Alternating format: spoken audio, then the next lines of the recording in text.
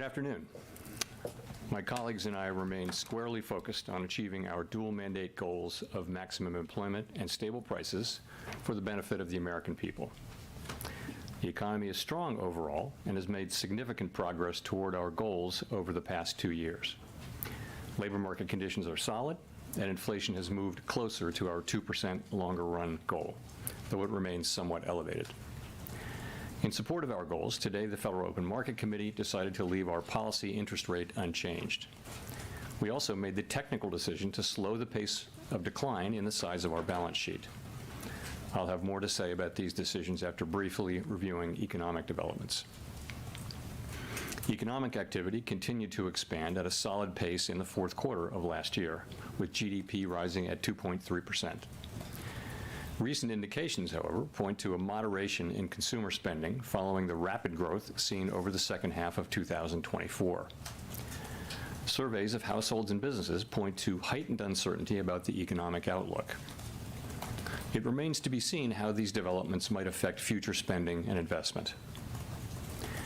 In our summary of economic projections, the median participant projects GDP to rise 1.7% this year, somewhat lower than projected in December, and to rise a bit below 2% over the next 2 years. In the labor market, conditions remain solid. Payroll job gains averaged 200,000 per month over the past 3 months. The unemployment rate at 4.1% remains low and is held in a narrow range for the past year. The jobs to workers gap has held steady for several months. Wages are growing faster than inflation and at a more sustainable pace than earlier in the pandemic recovery. Overall, a wide set of indicators suggests that conditions in the labor market are broadly in balance.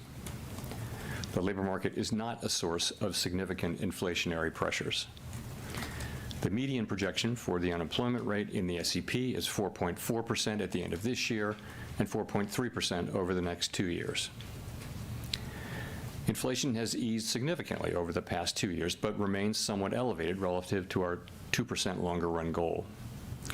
Estimates based on the Consumer Price Index and other data indicate that total PCE prices rose 2.5% over the 12 months ending in February, and that excluding the volatile food and energy categories, core PCE prices rose 2.8%. Some near-term measures of inflation expectations have recently moved up.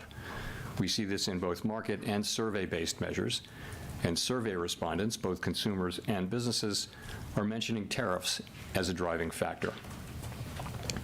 Beyond the next year or so, however, most measures of longer-term expectations remain consistent with our 2% inflation goal. The median projection in the SEP for total PCE inflation is 2.7% this year and 2.2% next year, a little higher than projected in December.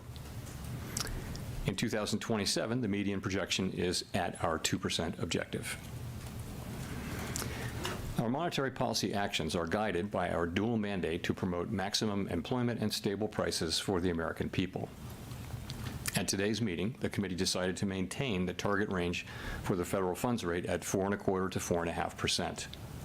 Looking ahead, the new administration is in the process of implementing significant policy changes in 4 distinct areas: trade, immigration, fiscal policy, and regulation. It is the net effect of these policy changes that will matter for the economy and for the path of monetary policy.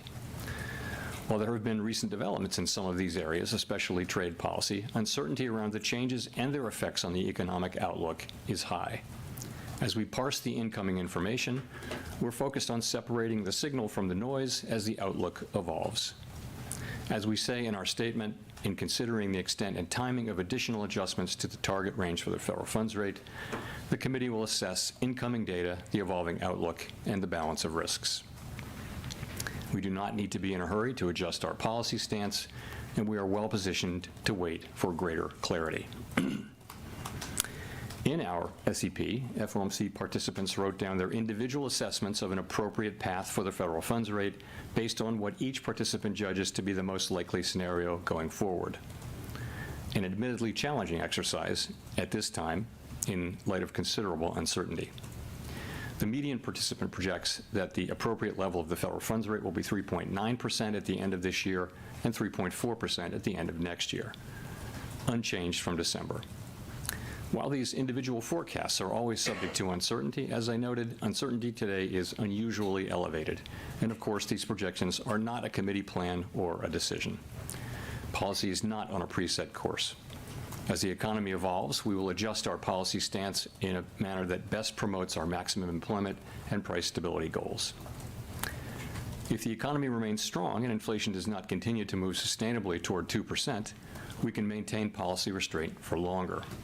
If the labor market were to weaken unexpectedly or inflation were to fall more quickly than anticipated, we can ease policy accordingly. Our current policy stance is well positioned to deal with the risks and uncertainties that we face in pursuing both sides of our dual mandate. At today's meeting, we also decided to slow the pace of decline in our balance sheet. Since we began balance sheet runoff, our securities holdings have declined by more than $2 trillion. While market indicators continue to suggest that the quantity of reserves remains abundant, we have seen some signs of increased tightness in money markets. Beginning in April, the monthly cap on Treasury redemptions will be lowered from $25 billion to $5 billion. Consistent with the committee's intention to hold primarily Treasury securities in the longer run, we are leaving the cap on agency securities unchanged. This action has no implications for our intended stance of monetary policy and should not affect the size of our balance sheet over the medium term. The committee also continued its discussions as part of our 5-year review of our monetary policy framework. At this meeting, we focused on labor market dynamics and our maximum employment goal. As we have indicated, our review will include outreach and public events involving a wide range of parties, including Fed Listens events around the country and a research conference in May. Throughout this process, we will be open to new ideas and critical feedback, and we will take on board lessons of the last 5 years in determining our findings. We intend to wrap up the review by late summer. The Fed has been assigned 2 goals for monetary policy: maximum employment and stable prices. We remain committed to supporting maximum employment, bringing inflation sustainably to our 2% goal, and keeping longer-term inflation expectations well anchored. Our success in delivering on these goals matters to all Americans. We understand that our actions affect communities, families, and businesses across the country. Everything we do is in service to our public mission.